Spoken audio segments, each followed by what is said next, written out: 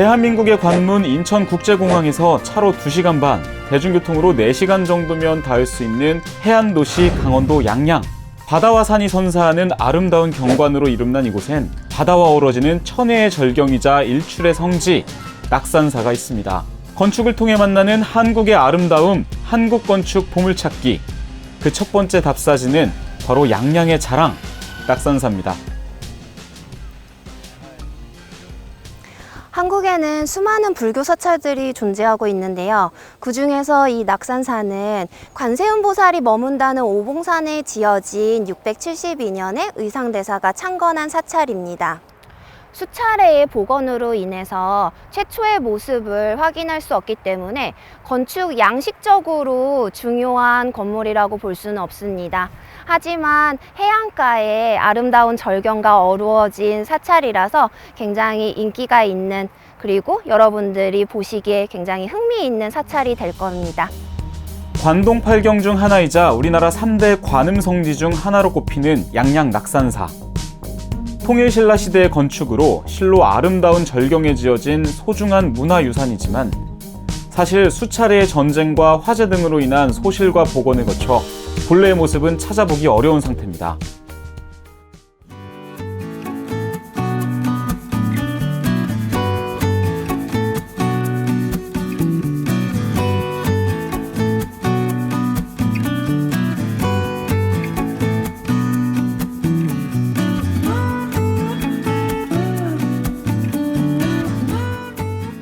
이 원통보정 건물은 2005년에 강원도 산불 피해로 소실되었던 것을 2007년에 다시 복원해 놓은 건물입니다. 지붕 쪽을 보시면 용머리 형상이 있는데요. 원통보전의 안전을 수호해주는 수호신의 역할을 한다고 합니다.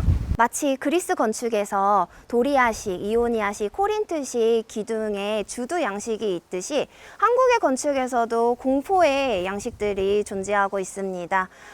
공포는 지붕과 기둥 사이에 위치한 부재로서 지붕에서 오는 하중을 기둥으로 짜임새 있게 잘 전달하는 구조적인 역할과 장식적인, 의장적인 역할 두 가지를 모두 하고 있는데요. 우리나라 공포 양식에는 주포식, 다포식, 입공식이 존재합니다. 주포식 같은 경우는 주심포식이라고도 부르는데, 주심포식은 고려 중기 이전의 건축물에서 많이 사용된 양식으로 기둥의 윗부분에만 공포가 들어가는 양식이라고 볼 수가 있습니다. 다포식 같은 경우는 기둥 윗뿐만이 아니라 기둥과 기둥 사이에도 공포가 들어가는 양식으로 주심포식보다 조금 더 화려한 양식이라고 보시면 되는데요. 고려 말기서부터 조선시대까지 유행했던 양식이라고 보시면 됩니다. 입공식 같은 경우는 조선시대 때 독자적으로 개발한 공포 양식으로 구조적으로 조금 더 간단하지만 튼튼하게 받칠 수 있는 공포 양식이라고 보시면 되는데요. 일반적으로 다포식 같은 경우는 사찰의 메인 금당이라든지 아니면 궁전의 궁전전이라든지 그런 화려한 건물에서 많이 쓰이는 양식이라고 보시면, 입공식 같은 경우는 조금 간단해서 서원, 향교, 아니면 정자나 막루 같은 데 사용됐던 양식이라고 보시면 됩니다. 이 낙산사에 있는 건물들은 후에 복원된 것들이 많기 때문에 지금 양식을 얘기하는 것이 크게 큰 의미가 있다고 보아지진 않지만, 지금 뒤에 보시는 원통보정 같은 경우는 다포식 양식으로 보실 수가 있습니다. 지금의 낙산사는 김홍도의 낙산사도를 참고하여 사찰이 가장 번성했던 조선시대의 모습으로 복원된 상태이기 때문에 그 시대에 유행했던 공포 양식이 반영될 수 있었습니다. 부처를 모시는 사찰에 대웅전이 있다면 관세음보살을 모시는 사찰엔 원통보전이 설치되는데요. 과연 사찰의 중심이 되는 중요한 건물답게 낙산사 원통보전에는 화려한 다포식이 적용됐습니다. 대부분의 불교 사찰이 그렇듯 원통보전 앞에도 석탑이 하나 놓여 있습니다. 세월의 흔적이 새겨져 있지만 여전히 단박한 아름다움을 전하는 탑, 이른바 낙산사 7층 석탑입니다.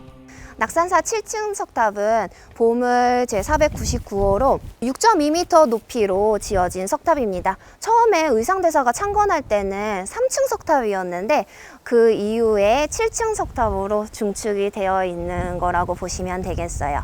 사찰에 있는 탑은 석가모니의 살이나 유명한 승려들의 살이라든지 아니면 사찰이 보관하고 있는 보물들을 보관하기 위해서 만들어졌는데요. 이곳에는 의상대사가 관음보살에게 받았다는 그 여의보주와 수정염주를 보관하고 있는 석탑입니다. 이 탑의 배치 얘기를 하기 위해서는 가람 배치에 대한 내용을 들려드릴 수가 있는데요. 가람이라는 거는 편하게 사찰과 같은 말이라고 생각하시면 돼요. 그래서 사찰의 가람 배치 형식은 탑이 중간에 하나 있는 1탑식과 탑이 양쪽에 2개 있는 2탑식으로 크게 나누어 보실 수가 있습니다. 애초에 사찰이란 것은 사리를 모시고 있는 불탑에 대한 숭배, 그리고 승려들이 모여 수행을 하는 공간이라는 목적으로 발생했습니다. 초기 불교에서는 예불의 주 대상이 불탑이었지만 기원전 1세기경 불상이 출현하면서 이를 모시는 불당과 살이나 보물을 보관하는 불탑이 각자 역할을 하게 됐고 가람 배치로 발전하게 됩니다. 낙산사는 무엇보다도 바다와 어우러지는 경관으로 유명한 사찰이죠. 원통보전을 나와 잠시 오르막길을 오르면 동해바다를 한눈에 내려다볼 수 있는 위치에 서 있는 해수 관음상을 만날 수 있습니다.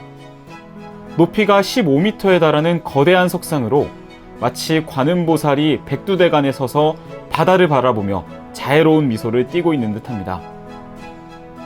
그리고 그 시선이 닿는 곳, 사찰의 동쪽 끝으로 향하면 낙산사에서 가장 아름답다는 구간, 의상대와 홍련암이 여행객을 맞이합니다.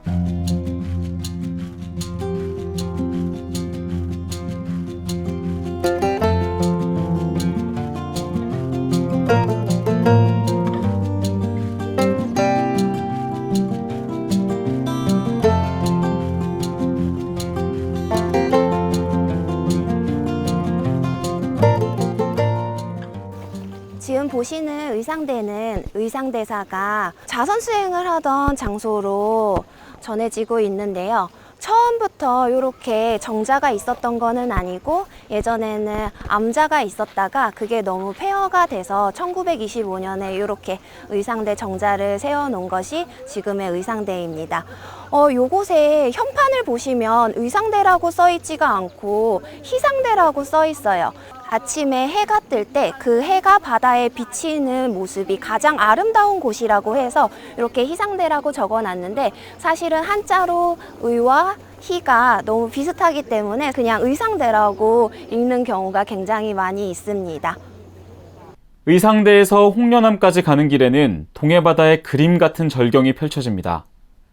동해바다다운 힘차고 시원한 파도 소리와 밑바닥까지 훤히 비치는 깨끗하고 신비로운 바닷물은 세속의 번뇌를 잊게 만드는 것 같죠. 한참을 걷다가 문득 생각난 듯 뒤를 돌아보면 소나무와 어우러지는 의상대의 아름다운 모습도 발견할 수 있습니다. 그렇게 10여 분 걷다 보면 드디어 낙산사의 상징이라고 할 수 있는 홍련암을 마주하게 됩니다.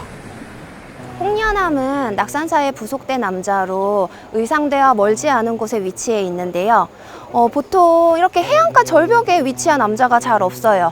근데 이곳은 이렇게 해안가 절벽에 위치해 있기 때문에 굉장히 아름답기로 유명한 그런 암자라고 보시면 되겠습니다. 이 암자 같은 경우에는 굉장히 특이한 구조라고 보실 수가 있어요. 밑에 바닥 밑에 바닷물을 볼 수 있게끔 돼 있는 구조인데 이런 경우는 의상대사가 예전에 의상대사에게 여의주를 준 용이 같이 불법을 들을 수 있게끔 배려해가지고 그렇게 지었다는 설이 있습니다. 홍련암은 독특한 창건설화를 가지고 있습니다. 관음보살을 직접 뵙기 위해 신라의 서울인 경주에서부터 올라온 의상대사가 이곳에서 파랑새 한 마리가 굴로 들어가는 모습을 봤다고 합니다. 이를 이상하게 여긴 의상대사가 그 굴로 들어가 7일 밤낮을 기도드리니 바다에서 붉은 연꽃이 솟아오르고 그 안에서 관세음보살이 나타났다고 하죠. 바로 그 자리에 의상대사가 지은 암자가 바로 이 홍련암입니다. 2005년 낙산사를 집어삼킨 큰 산불이 났을 때도 불이 홍련암 앞에서 멈춰서 소시를 면했는데요. 어떤 이들은 이 또한 관세음보살의 공덕이라고 여기기도 합니다. 지금까지 낙산사에 대해서 어떻게 보셨나요? 정말 수많은 문화재들이 모여있는 아름다운 건축물이라고 볼 수가 있죠. 사실 낙산사 같은 경우는 수많은 전쟁과 화재 사건들로 인해서 소실됐다가 다시 복원되고 지어진 그런 건축물들이라고 볼 수가 있습니다. 그렇기 때문에 실제로 건물이 지어진 해는 그렇게 오래되지 않았죠. 하지만 우리는 이것을 문화유산으로 분류하고 있습니다. 얼마 전에 파리 노틀담 성당 화재 사건이 있었는데요.